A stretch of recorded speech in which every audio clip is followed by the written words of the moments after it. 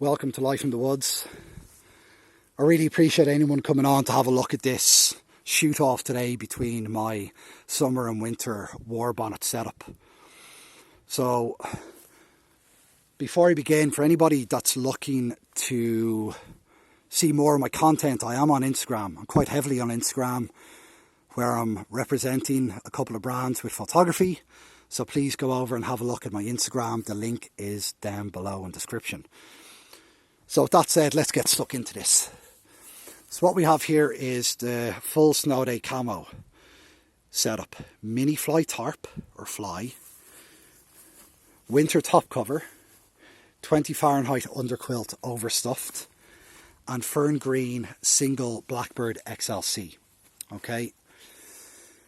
So what I've done here is I wanted to show you what this is like with the doors open at the back. You can, of course, close these off, and if you are going to close these off like that, you would have to loosen the slack on this a little bit. So you just have to play around a little bit when you're setting up that tarp. I do have the doors closed down the bottom,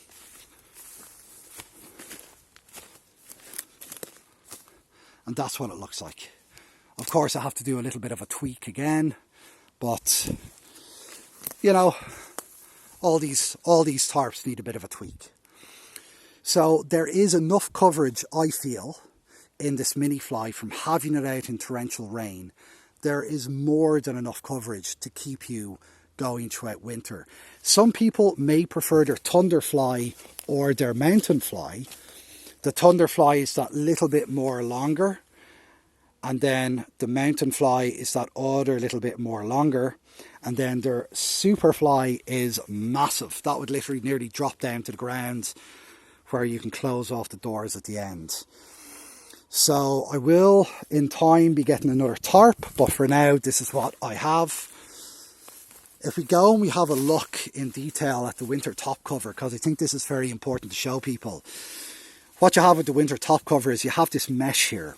Now this mesh, and you know, it's I guess a little bit scientific here, but this mesh is to allow for the airflow inside, also to stop and reduce the amount of condensation on the inside when you have this up. And it really does work. And if you look around here at this side, we have at least 3 foot of no-seam mesh to allow the air to get in, and your head would usually just be inside here. Now, why get the winter top cover? Well, you get the winter top cover, I guess, just to help against the cold winter air. And it also adds an extra, and correct me if I'm wrong in this, for those that have it, it adds an extra 3 to 4 Celsius of additional warmth inside. And when it gets down to winter, those who know that's a lot. Now, moving on to the underquilts. So this underquilt, I measured it at home. It's got roughly around 6 inches of loft in the underquilt, maybe 6.5 in places. And this one is overstuffed with 3 ounces of down. And when you overstuff in Warbonnet, you can choose to have it in the leg part, the torso part, or 50-50. I chose 50-50, which means that 3 ounces is distributed equally, okay? So with this being 0 Fahrenheit, rated 0 Fahrenheit or minus 17 Celsius, the additional down, that's going to bring it down to about minus 22 Celsius. And then the addition of this winter top cover down to about minus 25 Celsius. If you do want to get it down even further, we'll talk about that when I get over to the summer setup. Now, as far as this goes, I only went for the single. For those that are new to Warbonnet, what does a single mean? A single means that this piece of material, you have 1 piece of material instead of 2. Why would you want 2 pieces of material? Well, people want 2 pieces of material because they will slide a mattress in between. If they don't have a underquilt rated for that cold weather, or their underquilt isn't warm enough, they go for the double and they put their Thermarest or Xped mat or climate mat in between it for additional warmth.